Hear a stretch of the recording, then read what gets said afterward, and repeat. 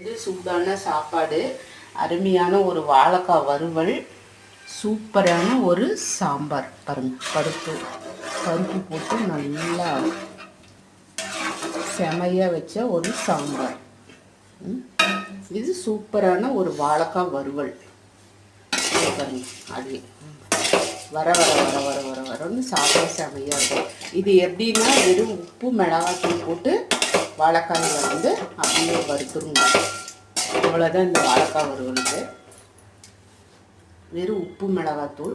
சாம்பாருக்கு உங்களுக்கு வெங்காயம் தக்காளி வேக வச்சு எல்லாம் கட் பண்ணி வரமிளகாய் கொஞ்சம் சாம்பார் தூள்லாம் போட்டு பெருங்காய பொடி போட்டு சீரகமும் வெந்தயமும் போட்டு ஒரு தாளிப்பு போட்டால் சுவையான சாம்பாருங்க.